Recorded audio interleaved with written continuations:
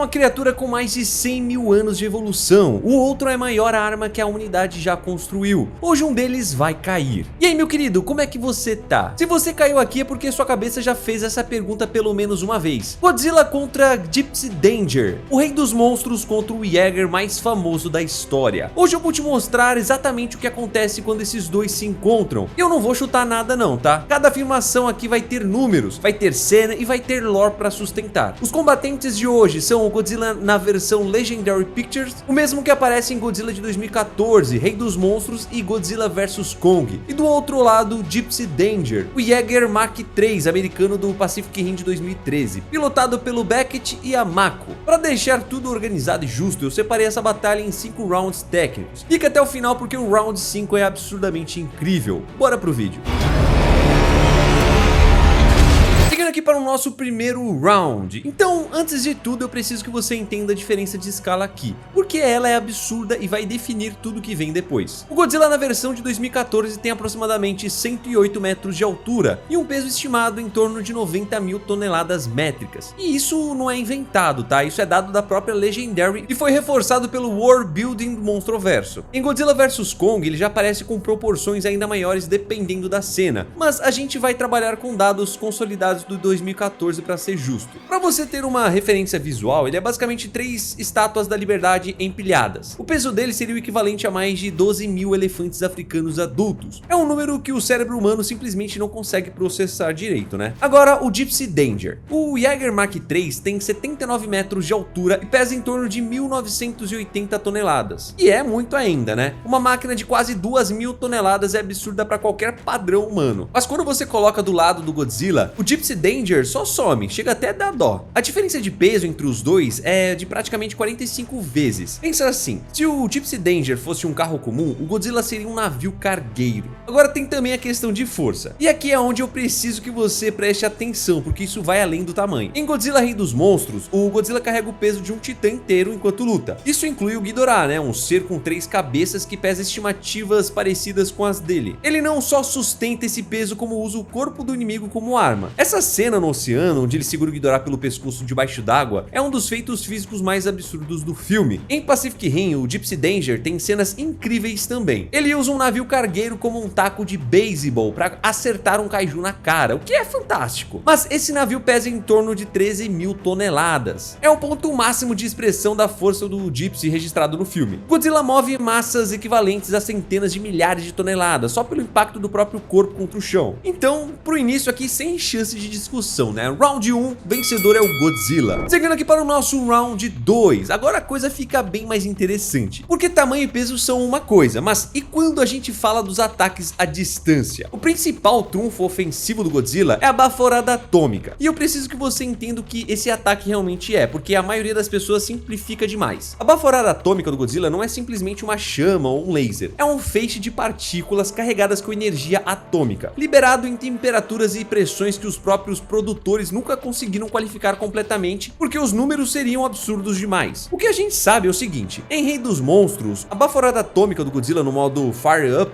aquele momento em que ele absorve a bomba nuclear, atravessa toneladas de escombros urbanos, derrete estruturas metálicas e ainda assim tem energia suficiente para causar dano real no Ghidorah, que é um ser de uma durabilidade absurda. Esse ataque não é só quente, ele carrega impacto cinético, radiação e calor ao mesmo tempo. Tem uma versão ainda mais assustadora que aparece nas HQs da Legendary Comics, o pulso nuclear, onde o Godzilla libera toda essa energia de uma vez em todas as direções. Em Rei dos Monstros, isso parece de forma visível quando ele faz o chão explodir à sua volta. Agora, do lado do Gypsy Danger, o principal ataque à distância é o Plasma Caster, 2 canhões de plasma, um em cada braço, que no filme tem potência suficiente para arrancar partes de um kaiju de categoria 4 e 5. E isso é bem relevante, porque kaijus de categoria 5 no universo de Pacific Rim são criaturas com durabilidade comparável a estruturas militares inteiras. O Gypsy também tem o Sting Blade, aquela espada de energia que aparece no clímax do filme Hong Kong, e é basicamente o ataque mais poderoso do arsenal corpo a corpo dele. Mas aqui tá o detalhe que muita gente erra. Tem gente que acha que o Gypsy Danger poderia absorver ou resistir ao Atomic Breath por causa da composição de titânio do casco. Mano, mas eu vou refutar isso agora. O titânio tem ponto de fusão em torno de 1668 graus Celsius. A baforada atômica do Godzilla tem temperaturas estimadas pelos próprios analistas do do Monstroverso e ficaria entre 15 e 50 mil graus Celsius. Isso é temperatura comparável à superfície do Sol. Nenhum metal terrestre aguenta isso. E olha, o Gypsy Danger ele foi construído para aguentar mordida e garra de kaiju, que é impacto físico. Você pode até não gostar, mas o calor e a radiação são outra categoria de problema. O Plasma Caster dele é incrível contra kaijus normais, eu não tô tirando o mérito dele, tá? Mas mano, contra o Godzilla Legendary diria que é uma aposta. O feixe causaria dano sim, mas quanto de dano, mano? Essa é a pergunta certa. Então, round 2, Godzilla leva no poder, mas o Gypsy tem ferramentas reais de combate. Cara, olha o tamanho dos números que a gente tá jogando aqui. 90 mil toneladas, 108 metros, temperatura de superfície solar, tudo é gigantesco. Sabe o que é gigante também? A quantidade de homens que estão ficando calvos a cada dia. Mano, a maioria dos caras nem percebe. E isso não é papo furado não, mano. A OMS aponta que a calvície atinge metade dos homens até os 50 anos. Metade. E o processo começa muito antes do que você imagina. Mano, devagar, fio a fio. Até que um dia você olha no espelho e vê que a coisa avançou demais, mais do que você esperava. Mas diferente do Gypsy, que não tem sistema de recuperação, você tem. É aí que entra a Manual, o meu parceiro aqui nesse vídeo. A Manual é uma plataforma de saúde focada em tratar a calvície de um jeito seguro, prático e 100% online. Sem fila de consultório, sem sair de casa para vasculhar a farmácia, sabe? O processo é bem simples. Você acessa o link que tá aqui na descrição e no comentário fixado, ou aqui no QR Code que deve estar aparecendo na tela, responde um questionário de saúde e um médico credenciado avalia o seu caso. Se houver recomendação, você recebe uma prescrição personalizada, entregue na sua casa em uma caixa bem discreta, sabe? E com frete grátis ainda por cima. Mais de 500 mil homens já passaram pela Manual. E quer mais? Você ainda tem acompanhamento clínico pelo WhatsApp para tirar qualquer dúvida que aparecer no caminho. Se você quer cuidar disso com praticidade, clica agora no link na descrição e usa o cupom FFATOS para garantir 40% de desconto no seu primeiro pedido. Chegando aqui para o nosso round 3. Para você entender a resistência de verdade, eu preciso separar dois tipos de defesa. A defesa passiva, que é a proteção natural do corpo, e a ativa, que é a recuperação e a adaptação. O Godzilla Legendary tem uma pele com escamas que foram comparadas funcionalmente a um material mais duro que qualquer liga metálica conhecida. A gente vê isso em 2014, quando ele sobrevive a múltiplos impactos de ogivas nucleares detonadas perto do seu corpo. Explosões que destruiriam quarteirões inteiros de cidade. E ele simplesmente continua. Existe inclusive uma cena cortada e discutida nos materiais de bastidores, onde os militares calculam que nenhuma arma convencional causa dano real nele. Mas o maior diferencial dele não é a pele, é a recuperação. Godzilla tem um metabolismo que os cientistas do Monstroverso chamam de absorção de radiação, e isso funciona como um sistema de cura acelerada passiva. Em Rei dos Monstros, ele sobrevive a uma detonação nuclear de perto, e literalmente o ressuscita. Não só sobrevive, como usa também energia para poder se recuperar. E querendo ou não, isso muda completamente o jogo em qualquer luta longa. Tá, agora vamos falar do Gypsy Danger. A durabilidade do Jäger é impressionante dentro do contexto dele. O casco da Mark III aguenta impactos físicos de kaijus de categoria 4, como ácido e pressão de água profunda. No filme a gente vê o Gypsy sobreviver ao ácido do Otashi, que dissolve estruturas metálicas em segundos, e ainda assim manter funcionalidade parcial. Isso é resistência química real, não é pouca coisa não. O problema é que o Gypsy não tem recuperação. O que você quebra fica quebrado. Cada dano acumulado na estrutura vai comprometendo motores, sistemas de armas e mobilidade. É uma máquina, né, mano? E máquina vai quebrar uma hora. Então, conclusão aqui do nosso round 3, o Godzilla leva, especificamente no longo prazo, por conta da radiação. Seguindo aqui para o nosso round 4. Esse round é o mais interessante porque é onde o Gypsy Danger tem chance real de conseguir ganhar alguma coisa. Acompanha meu raciocínio. Godzilla é um animal semiaquático, certo? No oceano, ele é quase imbatível em termos de mobilidade. A gente vê isso em 2014, onde ele nada de forma absurdamente ágil para um ser do tamanho dele, usando correntes oceânicas, usando a profundidade como cobertura e etc. Ele domina o ambiente aquático de um jeito que nenhum Jäger foi construído para competir. Em terra, porém, ele é mais lento do que parece. Estima-se que a velocidade de deslocamento do Godzilla em terra firme fique entre 40 a 60 km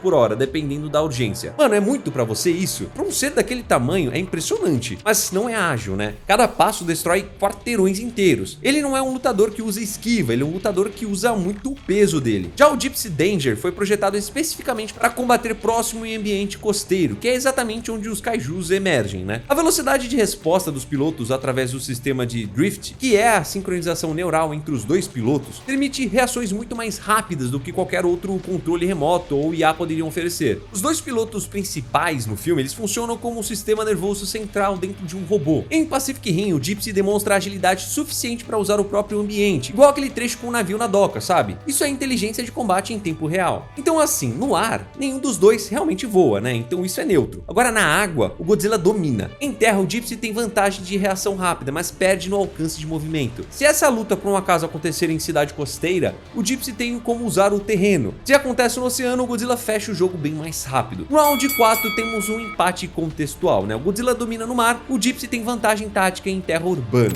Agora sim, bora terminar essa batalha. Seguindo aqui para o nosso round 5. Mano, é esse round que a maioria dos canais ignora. E é exatamente o que mais importa. O Godzilla não é um animal burro. Isso é um erro que muita gente comete. Ele tem uma inteligência que os cientistas do Monstro-Verso classificam como inteligência predatória de alto nível. Tem muita gente que fala que o Godzilla não pensa, né? Só sai batendo e tal. Mas o real é que ele aprende durante o combate. Ele adapta comportamento, ele tem consciência de território e de ameaça. Em Rei dos Monstros, ele percebe que o Ghidorah está recuperando energia em tempo real e muda a estratégia. Em Godzilla vs Kong, ele localiza e persegue uma ameaça específica através de oceanos usando percepção sensorial que vai além do que qualquer instrumento humano consegue captar. Mas o Godzilla tem uma fraqueza que poucos falam. Ele é reativo. Se você não ameaça o território dele ou não representa perigo imediato, ele pode simplesmente ignorar. Isso é relevante porque em algumas circunstâncias, um oponente pode usar esse comportamento contra ele. O Gypsy Danger, por outro lado, tem um maior diferencial que qualquer outro Jäger pode ter: 2 seres humanos dentro. O sistema de Drift não é só um controle, é intuição humana, criatividade humana, capacidade de tomar decisões emocionais que uma IA pura não tomaria. O Beckett já mostrou que consegue operar um Jäger sozinho, o que prova que o sistema tem redundância. A Mako tem o maior histórico de compatibilidade de Drift já registrado no programa. Essa combinação cria um lutador que consegue improvisar, que usa o ambiente de formas que não foram programadas, e pode ter um plano B, sabe, no meio da batalha. E aqui tá o fator X que empata esse round. Godzilla não pode ser derrotado moralmente. Ele não se sacrifica, sabe? Ele não hesita. Ele não tem medo. Mas ele também não tem o tipo de criatividade desesperada que um ser humano com tudo a perder consegue acessar. O Gypsy Danger, por um outro lado, é capaz de sacrifício consciente. O fim do filme do Pacific Rim é a prova disso. O Rayleigh e a Mako usam o próprio reator do Jäger como bomba para poder fechar o portal. Isso é uma decisão que nenhum animal, né, por mais inteligente que seja, tomaria. É uma decisão humana. Mas é aquilo, né? Esse sacrifício é uma carta que você pode jogar uma vez só. Então no nosso round 5 temos um empate técnico. Inteligência diferente aplicada de formas diferentes, com fraquezas também diferentes.